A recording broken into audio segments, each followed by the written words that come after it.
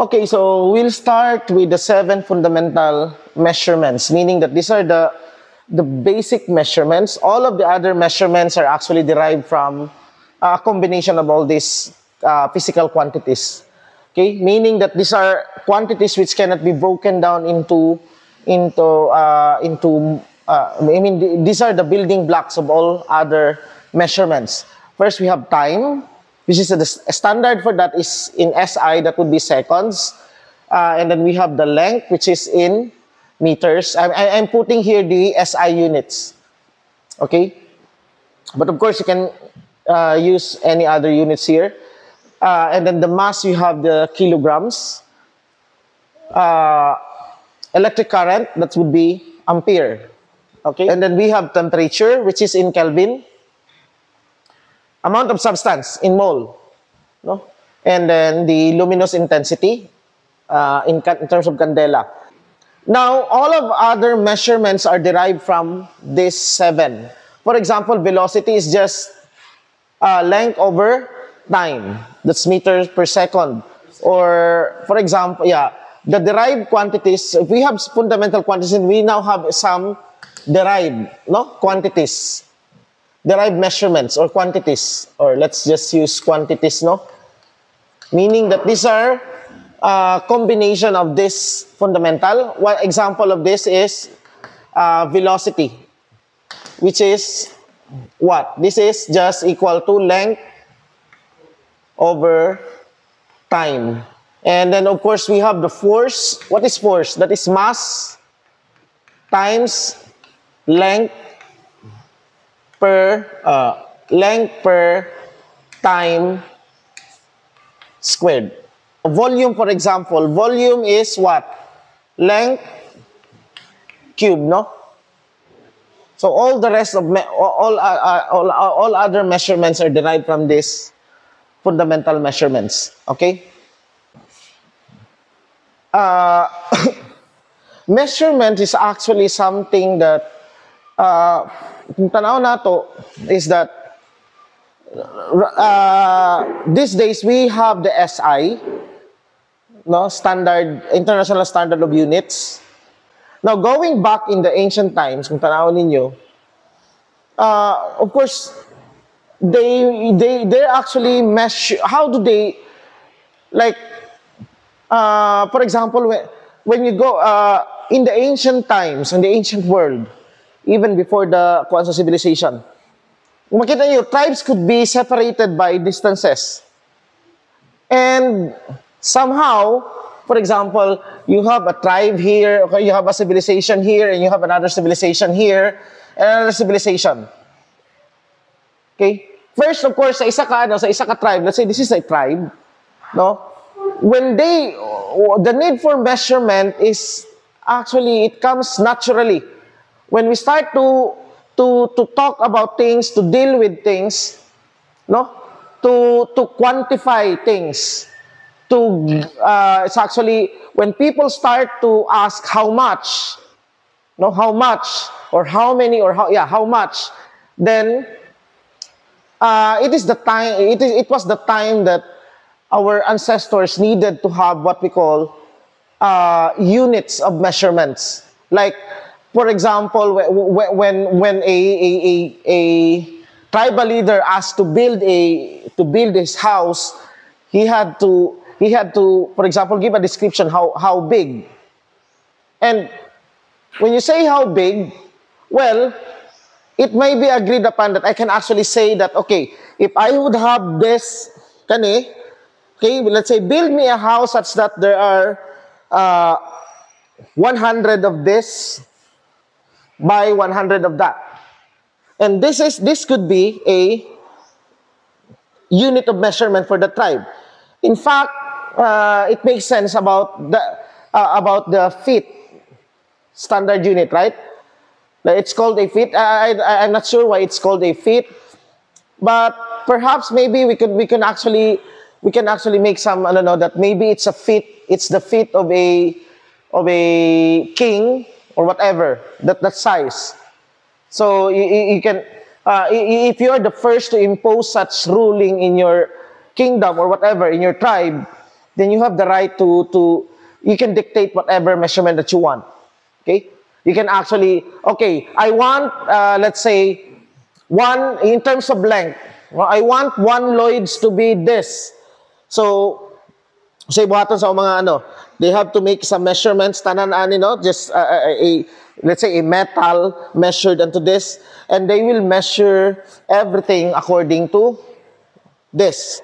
So, like for example, my people now would talk like, my house is 100 Lloyd's by 100 Lloyd's, no?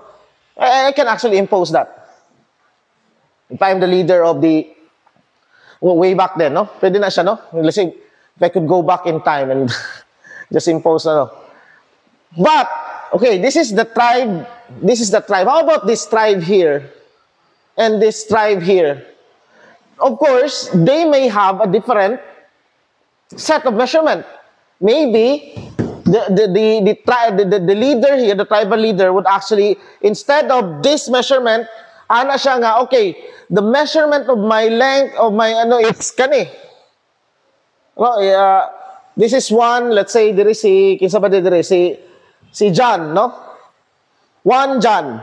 So, ang yang i-measure niya sa kataas, no? So, na sila stick dito nga mao gyud na si 1 John. So, that's how they measure. So, for example, diri, in terms of length, I could have the Lloyd's measurement. This is the John here, no? Diri, another tribe, asa measurement niya? Well, depende kung asa niya sa lawas i-measure, no? No? Posible, ana, iyahang measurement, asa man niya ikuha ka? Posible, diri. Lahi man yun, una, no? Posible po, no? Okay. Kinsa ni siya diri? Si John. Nana may John diri day. Kinsa ba ni? Si Clark. So, this is the measurement of Lloyd's. This is how, like for example, 1 Lloyd could be this high, and 1 John could be this, and Clark could be that.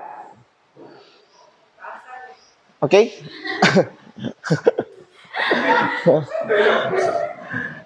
No, lahi na siya, no.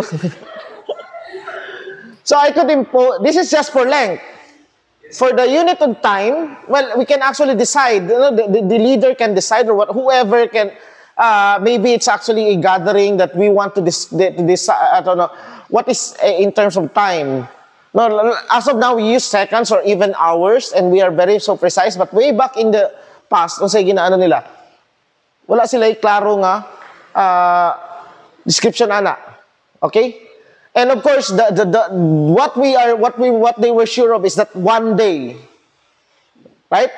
A day is actually kana siya. No, that's why there was a need for Stonehenge. Okay? There was a need for Stonehenge, nga naman, because through the Stonehenge, they can measure time accurately through the shadow. Okay? And maybe they notice that they can divide this, they can subdivide this into dials or whatever. So that's how they measure time. No, and that's just for one civilization. How about for others? Like for example, that was for in England.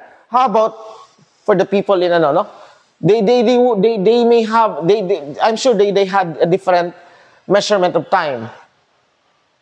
Even though they might use the same sundial, they use sundials.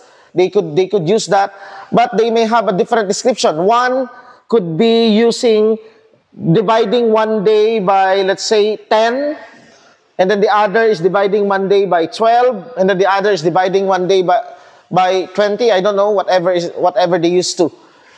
My point is that each of this will have a different set of measurements, units. I mean, not measurements, but they have a different set of units. That is to quantify things, to quantify physical phenomenon, or quantify things like length, no, volume, time, whatever is that, no. So lain-lain sila. Now, when this will interact together, they would need to what? No? So that's why there is a need for conversion. Okay? We perceive things differently. Like when we talk about large distances, we can use kilometers. For small distances, like within the room, we can use feet or maybe just meters. Now, when we talk about our body parts, whichever you want to measure in your body, well, you can talk about inch or centimeter. Okay? When you measure the girth of your hands, you don't use 0.0005 kilometers. No, you're not using that. No? Kaya nga naman, because ang ato ang perception naman good, mas dali man good, like, when referring to distance like this, here and just there, it would be much easier to describe in terms of meters. Kaya tanan-tana tay notion on meters, right? Na naman tay ano karon. So, you would say, about mga 5 meters. About 5 meters. And he or she can picture out unsa ka, ano to siya.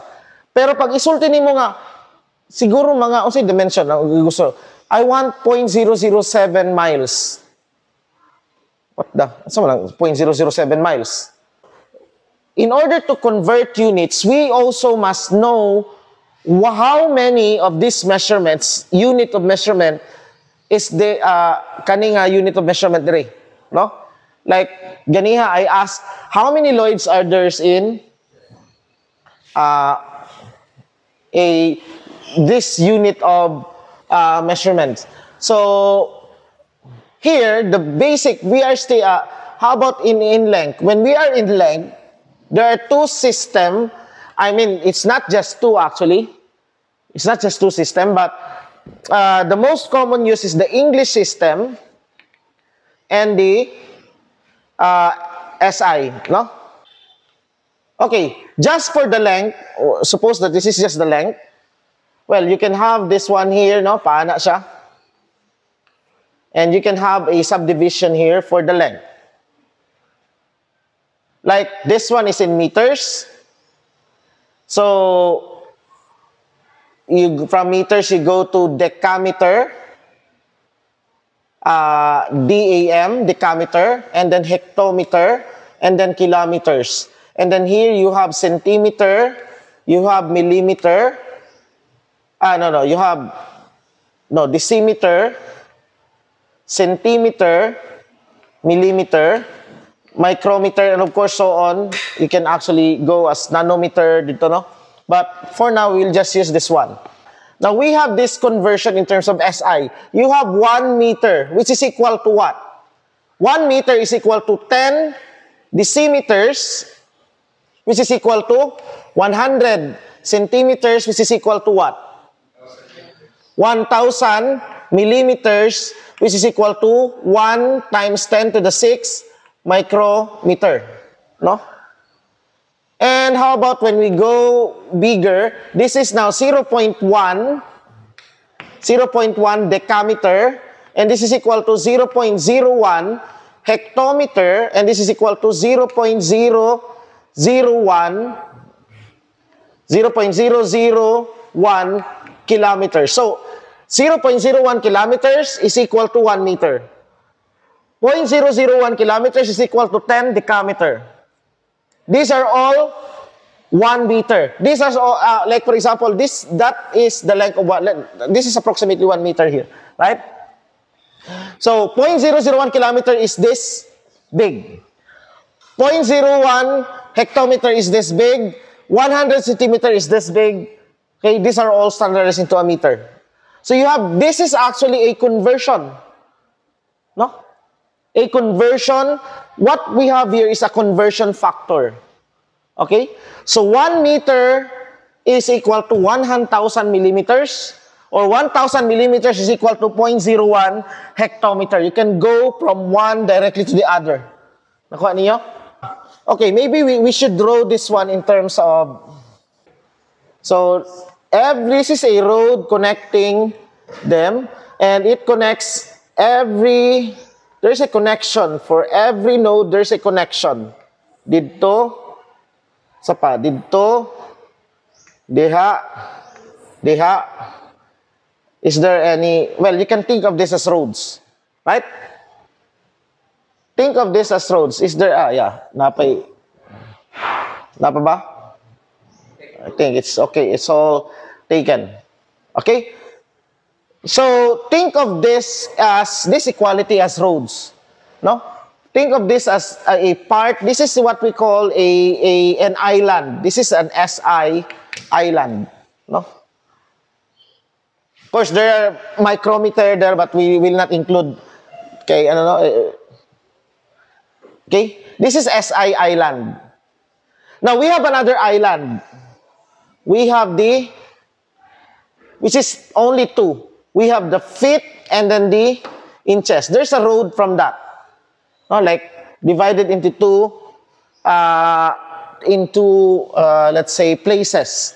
The English island, no? English measurement. And then this is the SI island. SI island. So how do we make use of this? In order to cross from one island to the other, what do you need? A bridge. Now, when you build a bridge, asa kagikan, you can build a bridge from any place here up to there. Okay? Now, in fact, I can have, I don't need to, all I need is actually one bridge.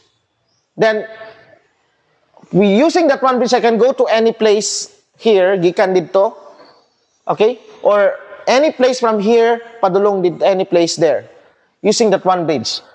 And this is what I don't memorize units, but I only memorize 2, okay? There is that bridge. Okay, first, what is this bridge here? This road is actually, this road is due to what? 12 inches is equal to 1 foot. So you have a road from that to here. Okay, nakuha? So, now I want to construct a bridge from these 2 islands by using this one. 1 inch is equal to 2.54 centimeter. Okay? Let's just reverse this, be. I want to reverse para ano no. I'll use this decimeter, cm, mm, and then this is DAM, hectometer, and kilometer, no, km. I want to use this one.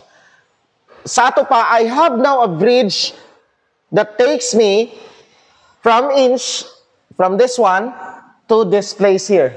And I can construct that bridge through this conversion factor. Then, from here, suppose that this is the only bridge, and I can construct, maybe you are the mayor of the SI, and then you want, this, the capital is in meter, is M, right? So I want to construct, the capital here is in feet. No? Let's say the capital of the 2 is in feet, is the feet here. So maybe you want to construct, dire, padulong, dito. Now, I want to construct a bridge that connects these 2 capital cities. How would I do that? Well, I can do that by communicating through this bridge here. Maybe communicate with them here, and maybe, okay, we can agree by using that communication, we can now agree to do that. How do we construct that bridge? Well, mura na siya ka ng ano. It's like asking, how many feet are there in 1 meters?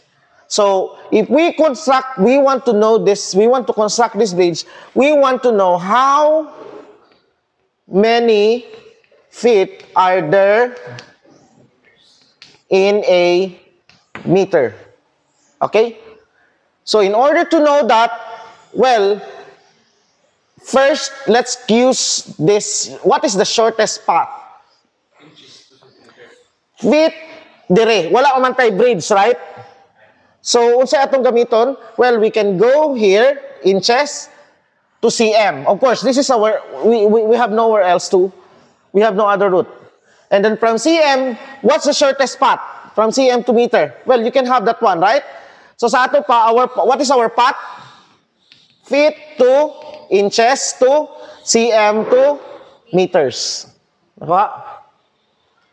So we want to ask how many are there in, well, baliktad ay, no? How many feet are there in 1 meter? So actually we are asking, we are converting meters, 1 meter into feet.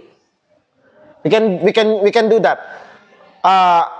Meaning that we can have meter to cm, and then cm to inches, and then inches to feet. Okay? So sa ato pa, our root actually is the opposite, no?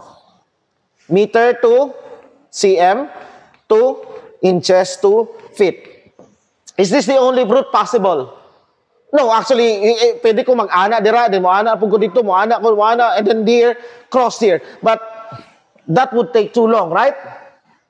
So the shortest route is from here, you go directly here. And from here, you have no other, well, you just have no other choice from to go into English measurement island than to pass through CM, because that's what we have. That's what the bridge, this bridge is. Okay? So, meaning that 1 meter times the conversion factor of meter to cm. This is the conversion factor of meter to cm. You have 1 meter, 100. Now, meter is, in order to cancel meter, we have to have meter in the denominator here. So, sa ato pa, cm dire, no?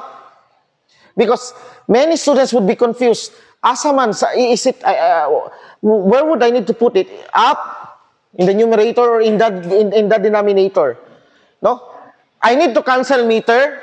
So meaning it should be replaced by cm. Sa ato pa, cm must be in the place of meter. So here, so what's the conversion? You have 100. 100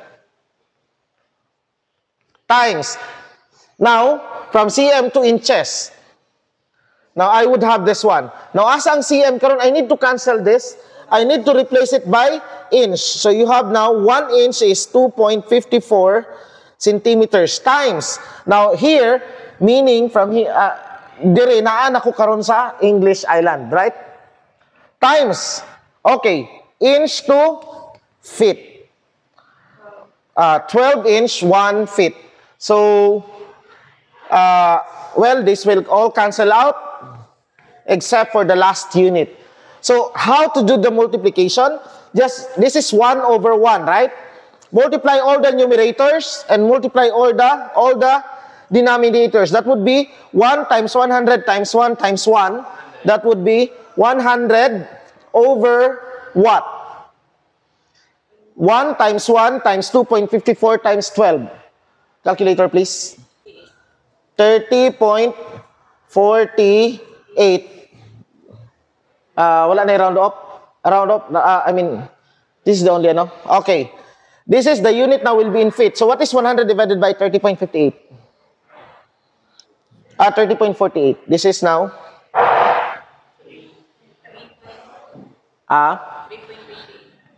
3.28 ra?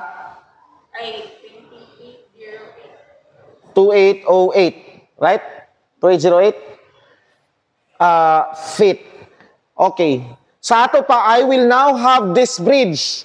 This bridge is what? Due to, okay, again, this bridge is 1 inch is equal to 2.54 cm. Now, I have now a bridge here. Okay? Unsa ni siya nga bridge? Through this one. 1 meter is equal to what? 3.2808 feet equals 1 meter. Okay? Now, I can easily convert, I will now have 2 bridges from one island to the other. And it makes the route faster, di ba? Okay? Like, for example, like DM, I can just choose between, like, for example, DM to feet. From DM to feet, well, I can choose this route, 1, 2, 3, or 1, 2. Which is the shortest one? Now, for example, another example here. Let's have example.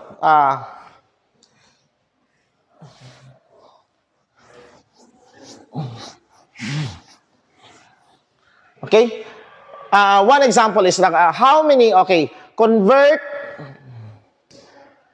10,000 decimeters to feet.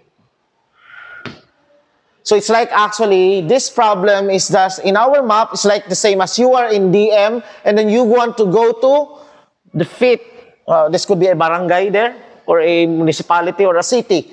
No? A city and there are two cities in this island here, and here you have how many cities? Many cities. You are in DM city, you want to go to Feet City and the other island. So which is the fastest route? DM to meter, and then here, right? We have now an option here because we have constructed that bridge. Okay? So, sa ato pa, it would be faster if from DM we go to meter to feet. This will be our solution set. Okay? So, that would be 10,000 DM times, okay, DM to meter. What is DM to meter? That's actually 1 meter, 10 DM. Oh, this is that road here. Right? Kanisha. Times meter to feet. Now, we now have that bridge. We can now cross the bridge. Meter sa ubos, tungod kay, we need to cancel this one out, right? And then feet ang sa about feet is on the numerator. So you have 3.2808 1 meter. So again, multiply sa tanang denominator over sa numerator. Pila? 10,000 times 3.28, we have now pila? 32,280.8 over 10, right? This is now feet. This is easy to divide. This is what?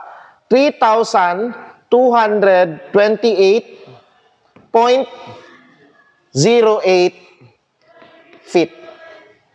Okay? So this is now the answer.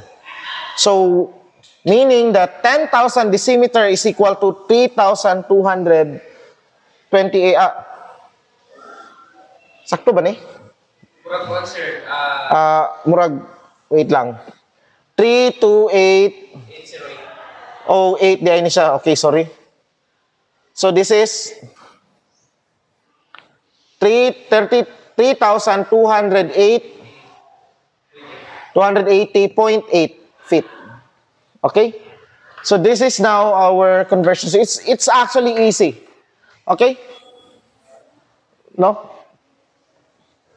So how about hectometer to feet? Well, hectometer to feet. Diri ka no? Hectometer to meter. You have that direct route there. And then meter to feet. How about hectometer to inches? Oh, naday tani nga. Wala nato na construct. Nakulangan ta. Okay? Okay, hectometer to inches. For example, another example. 0.75 hectometers to inches. Saan siya? 0.75 hectometers to inches. So, what's our route here?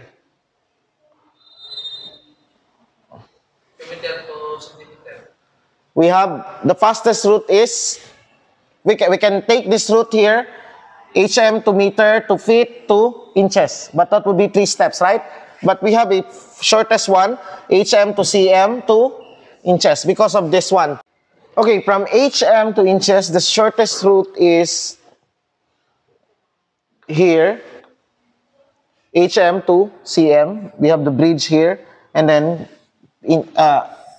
inches. Okay?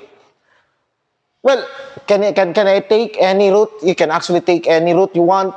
If you have lots of money or lots of time, or you want to have an exhibition in solving, right? You want to impress somebody, so you can go from HM to meter to DAM to kilometer, and then to DAM again, and then to CM, and then to inches. Oh, you will get the same, no? If you want to impress somebody, you can solve that. You can do that. But of course, we want the shortest path, the shortest possible solution, the most efficient one. So from here to here to here. So meaning that 0.75 hectometer times what? Ubos nato siya diri, HM, and then CM times CM to inches. What's the conversion? We have CM and HM. So 0.01, this is 100. Notice that this is 1 meter and over 1 meter, no? So and this is 1 inch, 2.54 cm. So multiply sa tanan sa taas, all in the numerator, you have pila? 75 over pila? 0.0254, right? And the unit will be in inches. This will cancel out. So 75 divided by 0.0254. Pila? 2952.75. Or you can actually use just 0.8, no? Inches. Right? So meaning 0.75 hectometers is equivalent to 2,952. Sakta ko ni? 2952? Okay. So, you have that conversion. Okay? Now, this is only for length. You can do the same with mass. For the mass, you have kilograms here, decigram, and then for the English, you have pila. Unsay ano no? You have the measurement of mass in the English system. Or in terms of time, no, you can have that one. Now, what we want to do next is we convert derived quantities. So, mauna ni siya karon. Derived quantities. Okay? Now, for derived quantities is easy. It's like actually, okay, now, for example, for the derived quantities, we have to add more, I don't know, like, we have to add more islands, no? Like, for example, an island like, for time, okay, for time island, for time, what is the conversion?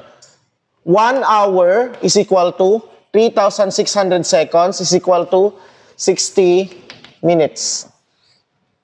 No, you can have that one. Okay? Or you have 1 day is equal to 24 hours. Okay? Or sometimes we just use H for hours. For hours. No? We can just use H for actually hours. How about for volume? Volume. Volume conversion. Okay? 1 liter equals to 1,000 ml. This is actually using the suffix, no? Deci, which is equal to 1,000 cc. 1,000 cm cube. Or sometimes cm cube is abbreviated as, is read as cc. Cubic centimeters. What's a cm cube? That's 1 cm by 1 cm by 1 cm. So about like this sa inyong ano no? That's this is about 1 cm cube. 1,000 of that, pile that 1,000 you have now. What's the difference between a cm cube and a liter? Well, the same lang man siya, no? We can actually use cm cube or ml. 1 ml is 1 cm cube. Why use ml or why use cm cube? Well, when we're talking about solid, volume of solids, we actually prefer to use cm cube. But when we are talking about volume of liquids, we prefer to use ml or liters. But in fact, we can actually use just this or even meter cube. There's a conversion on that. Okay? How about area? For area, our area, you have 1 hectare, hect, is equal to 10,000 meters square. Can have that one, important area, no? 10,000 square, that's 100 by 100. Now, an hectare of land, in terms of land ownership, the measurement is hectares, right? Like, pila ka buk inyong humayan dito. Sa kadako imo, di, kay pila ka buk. Sa kadako imong humayan. 2 hectares. What's 1 hectare? That would be 100 meters. Go 100 meters padulong dito, imagine. And then 100 meters pa ana dira. Take that square, that's the whole, that's 1 hectare. So 1 hectare is actually quite large. That's how you measure agricultural lands. But in terms of residential lot, you don't measure it in terms of hectares. Why? An hectare is too big for a residential lot. When you buy a spot in Camellia Homes, okay, Kuan, he will not give you, she will not be selling you per hectare. Actually, it's per meter, square meter. When you buy a lot in the city, you are buying in terms of per square meter, right? No? And we can have many, for example, this is a very practical example in the conversion of units. Suppose that, I don't know how much, I'm not sure, no, I haven't bought a land yet, a piece of land. Maybe when kung palito na ako itong asyenda pohon, if I'll buy that asyenda, maybe I will know. But, okay, when you buy a farm land, that would be the prices per hectare, right? But when you buy a residential lot, that would be per square meter. Like, for example, maybe, I don't know, maybe, let's say, I'm selling you my property, let's say, some of my property, let's say at 750 PHP. This is a unit. Again, pesos is a unit. That's a unit of currency, right? So, PHP per what? Per meter square. No? Then how much you're going to pay for 1 hectare? Okay? How much is per hectare? How much is the hectare cost? Meaning we want to convert this into PHP per hectare. Okay? We want to know the cost per hectare, right? So, well, this is just a simple conversion. What we are converting is, okay, take note, we have 2 units here. When we write this properly, this is PHP per meter square. Our units now will have a numerator and a denominator. The numerator is the currency, the unit of currency, and the denominator is the unit of area, right? So take note kung asa siya nabilong, no? We want to convert this into PHP per hectare, no? 1 hectare. So in order to do that, meaning that we need to convert here meter squared to hectare. Do we have a direct conversion? Yeah, we have here. Right? Nakuha? Okay. So, since we have this one, we have a direct conversion here, then we can just multiply this by this. Right? So, 1 hectare. Now, asa nato ibutang? Where do we put the meter square? It is in the numerator, in the denominator here. To cancel this out, we have to put it here. Right? And we have to replace this by hectare. So, hectare must be, some will use hect, and we use hect here, whatever, no? What the heck? So we can actually use any, So, what's the conversion?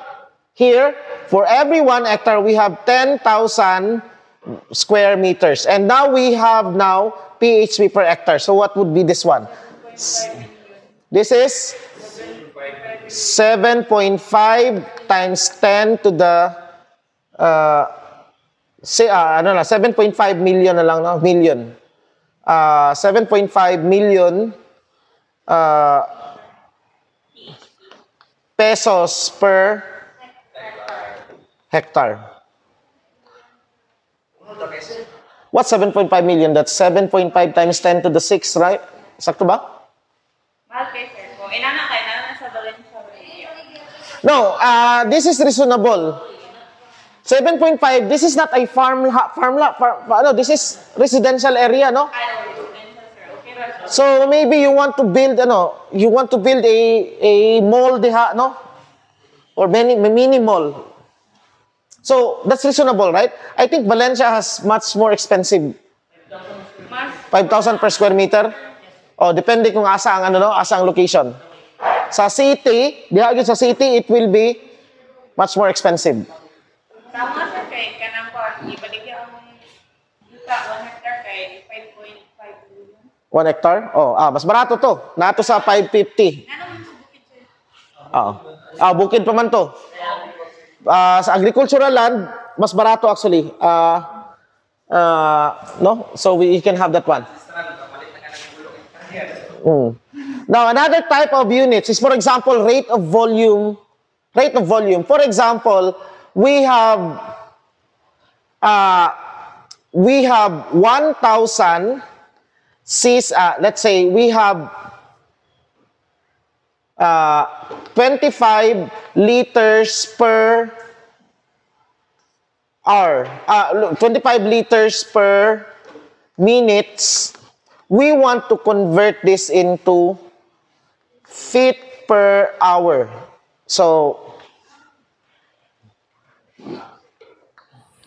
okay, 25 liters per minute to, this is cubic foot per hour. Okay? So, liters per minute to cubic foot per hour. So this is now quite a problem because we don't have a route from here to here. But we can, actually, no, if you just want to see. If you just look for it. This is actually a volume rate, a rate of flow, right? Meaning, something that flows or that takes, or possibly nga kadaganing, like you have a flow of water, like for every minute, you can fill 25 liters of water.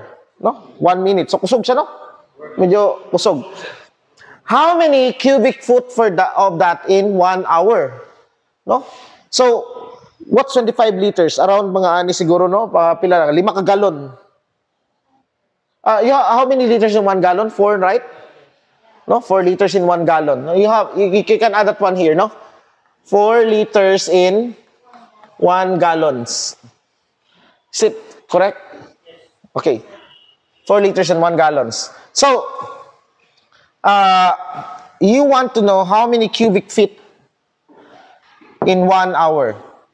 Now, here's the thing here. We don't have liters, feet to liters to feet. But, okay, note that we have liters to cm, right? So sa ato pa, this is somewhere here, liters, we go to cm, and from cm, this could be another island, right? This could be another island, right? Liters. We have this, and from cm to feet. How do we go from cm to feet? Well, we can go to here, pwede tamo ani nga route, no? The same lang. Pila ka steps? 1, 2, 3. Right? Or 1, 2, 3. Okay? But I think that this is a much easier to deal with. I prefer this route here because from here to here, the conversion is just 0.00 in terms of powers of 10, right? And I would just need dire diri lang ko mo dili powers of 10. Samantalang kani nga root tanawa. Kani nga root kani siya nga conversion powers of 10. Okay ra. But here to here is no longer a power of 10 conversion. No? It's 2.54 by ano. So bungkig na siya, no? And then here, so here I would have two steps nga dili siya powers of 10 conversion. But anyway, you're using a calculator, it will be much easy. You can actually choose any root. But somehow, let's say, medyo imong calculator kay dili kay efficient, no? This is a much better route here. Because from here to is a powers of 10, conversion by powers of 10. Powers of 10 lang gihapon, right? And here is just that one. So I would choose the root. Asa akong kailangan i-convert? I need to convert liters, no? So meaning here, liters over minute must be converted into cubic foot over hour. So, what's my steps? Liters to feet. So from liters here, go to cm.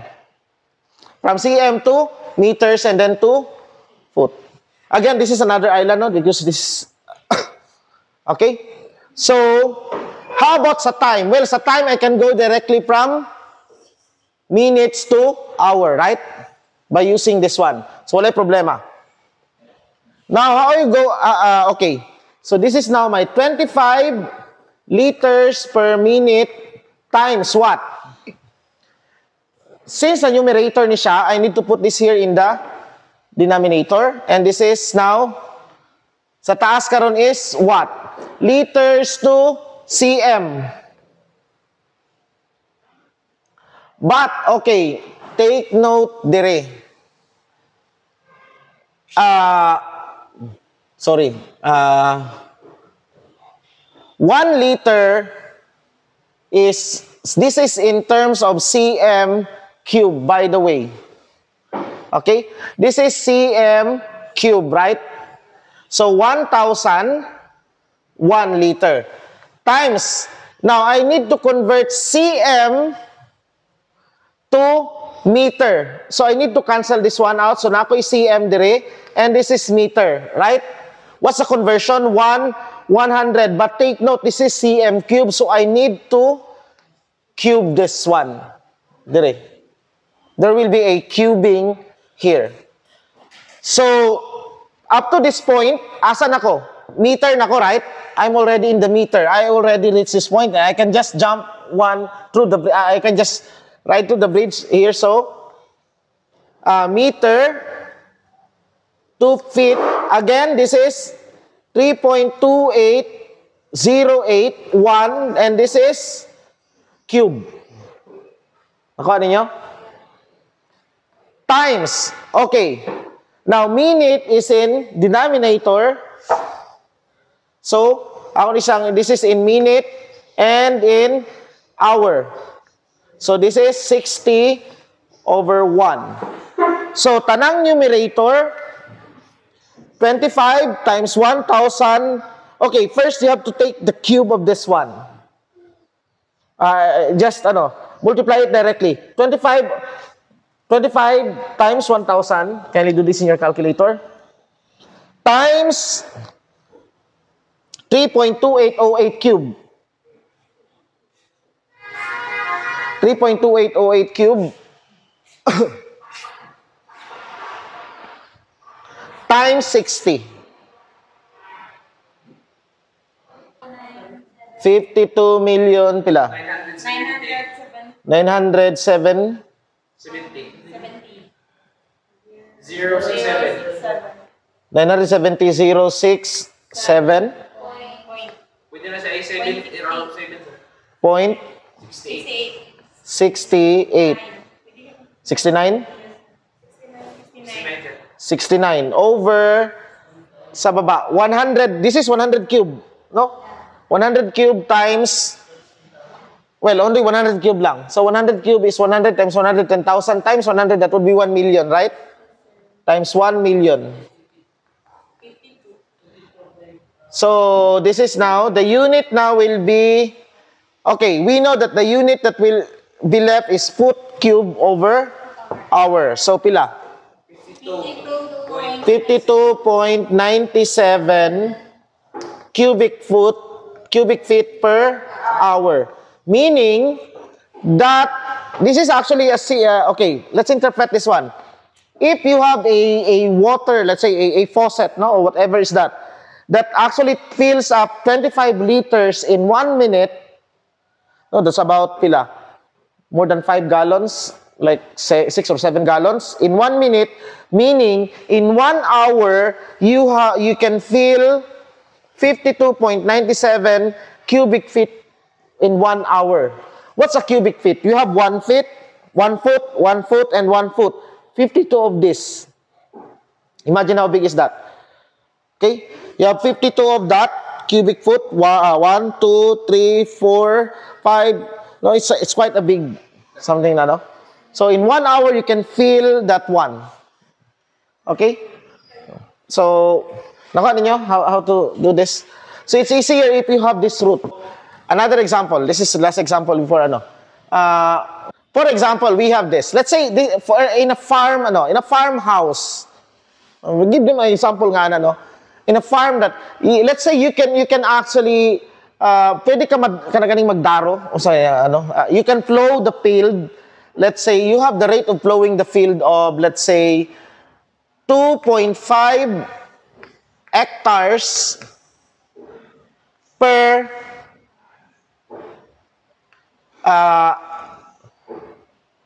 let's say 3 hectares per 2 days. Suppose mo ni siya. Now, 3.5 hectares per 2 days in standard form, this is what? In standard form, meaning you can flow 3 hectares in 2 days. So meaning, when you say standardize it, like you have kaning diring per, the rate here, you have to change it into 1 unit. Meaning this is per day, right? No, day lang sa ta. Meaning this is 1.5 hectares per day, right? This is 3 divided by 2. Para mahimong 1 di siya dire. Meaning, you have to, well, we call that, you normalize it, no? To the kaning denominator. Normalize it to the denominator, to the unit, denominator unit, no? So, let's say you can flow 3 hectares in 2 days. That's would be 1.5 hectare per day. Why do we need to do this? Because sometimes there's a situation where you can actually give, let's say, murag in every 7 days I can make something like this, no? So kailangan nimo to give the unit rate. This is what we call a unit rate. Right? This is a unit rate. No? This is the unit rate. This is what we call a rate actually. No? Plowing 3 hectares per 2 days. A rate is actually over, well, you can when you have an over time unit, but actually it's not necessarily be of time. But when in many cases when we speak of rate, that's over time. No? How many can you make in terms of per unit time? So this is actually 1.5 hectares per day. Now we want to know, okay, how many. If this is now in terms of hectares per day, we want to convert this into square foot per second. Convert this now to square foot per second. So that means that we need to convert hectare to feet square and day to seconds. And that would be easy. We have another island here called hectare, right?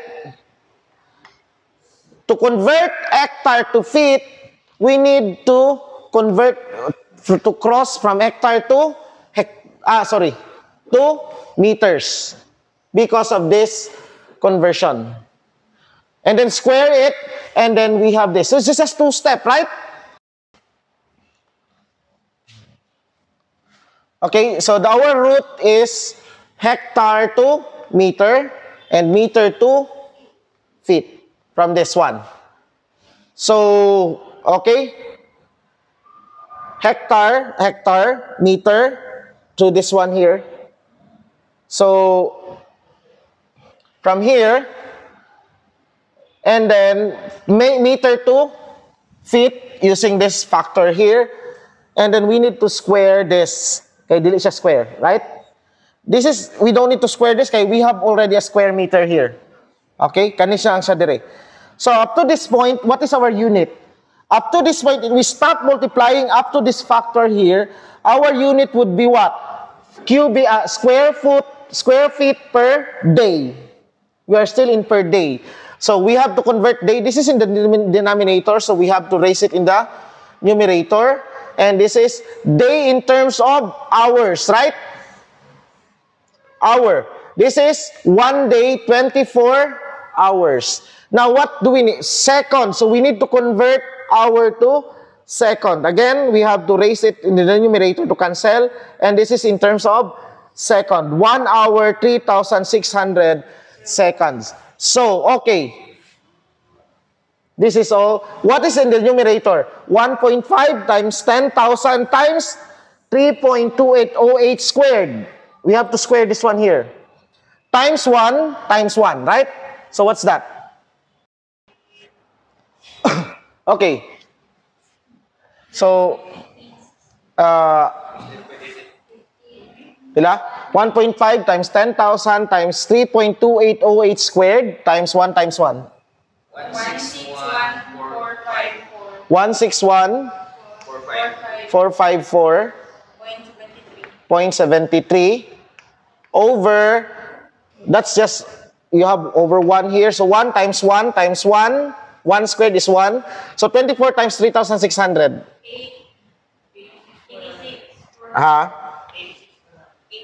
86,400.